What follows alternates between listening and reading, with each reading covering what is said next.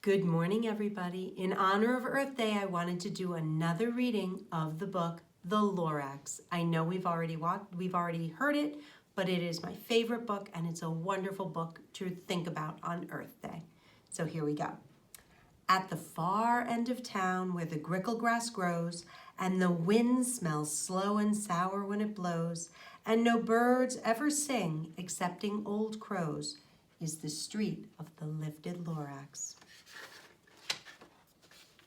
And deep in the grickle grass, some people say, if you look deep enough, you can still see today where the Lorax once stood, just as long as it could before somebody lifted the Lorax away. What was the Lorax and why was it there? And why was it lifted and taken somewhere from the far end of town where the grickle grass grows? The old Onceler still lives here. Ask him, he knows. You won't see the Onceler, don't knock at his door. He stays in his lurkum on top of his store. He lurks in his lurkum, cold under his roof, where he makes his own clothes out of muffered moof, and on special dank midnights in August he peeks out of the shutters, and sometimes he speaks and tells how the Lorax was lifted away. He'll tell you, perhaps, if you're willing to pay. On the end of a rope, he lets down a tin pail, and you have to toss in 15 cents and a nail, and the shell of a great-great-great-grandfather's snail. Then he pulls up the pail, makes a most careful count to see if you've paid him the proper amount. Then he hides what you've paid him away in his snub, his secret strange hole in his groovulous glove. Then he grunts, I will call you by whisper-ma-phone, for the secrets I tell are for your ears alone. Down schlups the whisper-ma-phone to your ear, and the old Onceler's whispers are not very clear, since they have to come down through a snurgly hose, and he sounds as if he had smallish bees up his nose. Now I'll tell you, he says with his teeth sounding gray, how the Lorax got lifted and taken away. It all started way back, such a long, long time back. Way back in the days when the grass was still green and the pond was still wet and the clouds were still clean and the song of the Swans rang out in space, one morning I came to this glorious place. And I first saw the trees, the Truffula trees, the bright-colored tufts of the Truffula trees, mile after mile in the fresh morning breeze. And under the trees I saw brown barbaloots, frisking about in their barbaloot suits as they played in the shade and ate Truffula fruits. From the ripulous pond came the comfortable sound of the humming fish humming while splashing around. But those Truffula trees, all my life I'd been searching for trees such as these. The touch of their tufts was much softer than silk, and they had the sweet smell of fresh butterfly milk. I felt a great leaping of joy in my heart.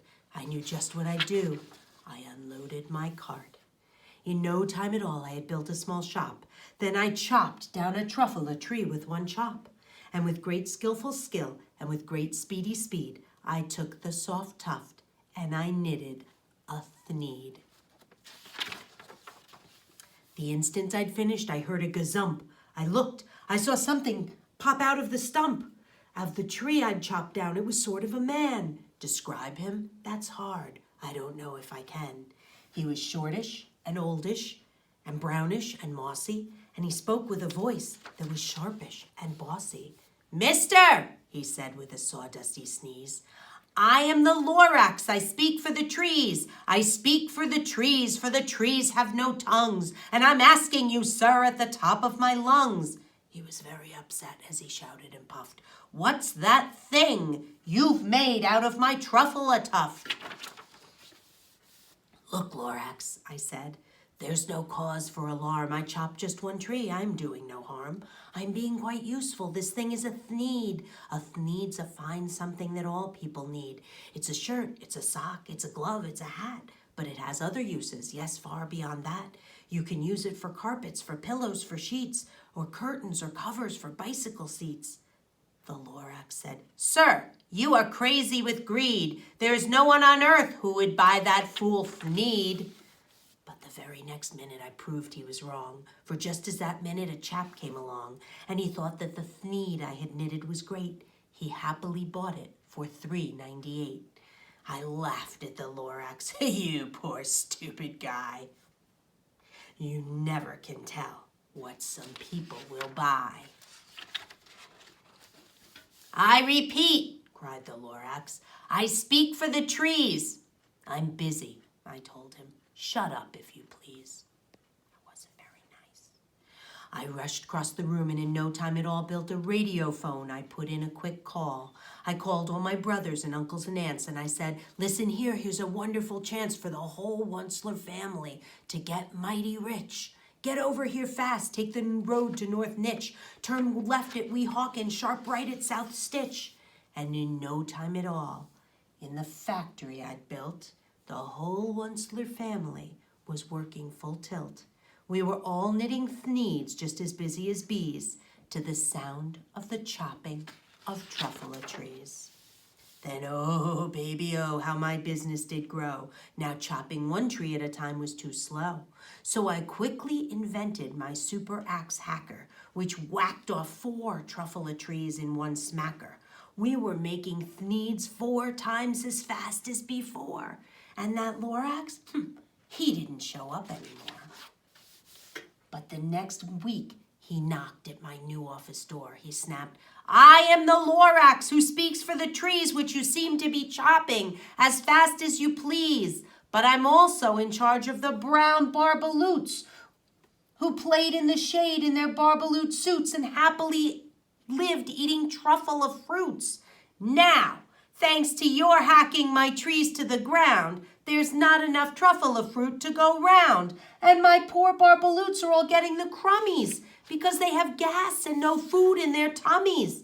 They loved living here, but I can't let them stay. They'll have to find food, and I hope that they may. Good luck, boys, he cried, and he sent them away. I, the Onceler, felt sad as I watched them all go. But business is business, and business must grow, regardless of crummies and tummies, you know. I meant no harm. I most truly did not, but I had to grow bigger. So bigger I got. I biggered my factories, I biggered my roads, I biggered my wagons, I biggered the loads of the thneeds I shipped out. I was shipping them forth to the south, to the east, to the west, to the north. I went on right on biggering, selling more thneeds. And I biggered my money, which everyone needs.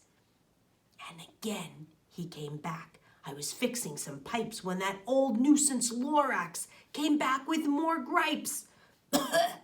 I am the Lorax.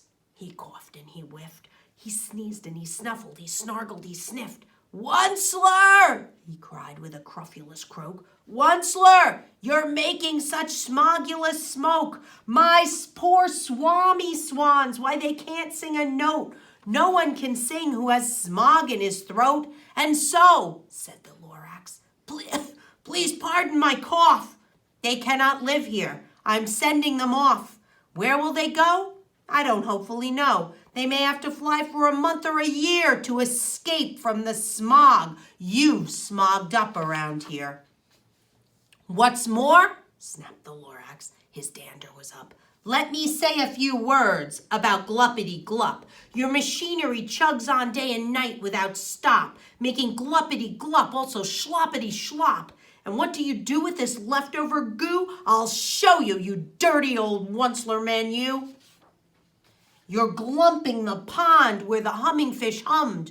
No more can they hum, for their gills are all gummed. So I'm sending them off. Oh, their future is dreary. They'll walk on their fins and get woefully weary in search of some water that isn't so smeary. And then I got mad. I got terribly mad. I yelled at the Lorax, "Now listen here, Dad. All you do is yap, yap, and say bad, bad, bad, bad. Well, I have my rights, sir, and I'm telling you, I intend to go on doing just what I do. And for your information, you Lorax, I'm biggering and biggering and biggering and biggering, turning more Truffula trees into thneeds, which everyone needs." And at that very moment, we heard a loud whack. From outside in the fields came a sickening smack of an axe on a tree. Then we heard the tree fall, the very last Truffula tree of them all. No more trees, no more thneeds, no more work to be done. So in no time my uncles and aunts, every one, all waved me goodbye. They jumped into my cars and drove away under the smog-smuggered stars. Now all that was left neath the bad-smelling sky was my big empty factory, the Lorax, and I. The Lorax said nothing, just gave me a glance, just gave me a very sad backward glance, as he lifted himself by the seat of his pants. And I'll never forget that grim look on his face when he heisted himself and took leave of this place through a hole in the smog without leaving a trace. And all that the Lorax left here in this mess was a small pile of rocks with the one word, unless. Whatever that meant, well, I just couldn't guess. That was long, long ago, but each day since that day, I've sat here and worried away through the years while my buildings have fallen apart. I've worried about it with all of my heart. But now, says the Onceler, now that you're here, the word of the Lorax seems perfectly clear. Unless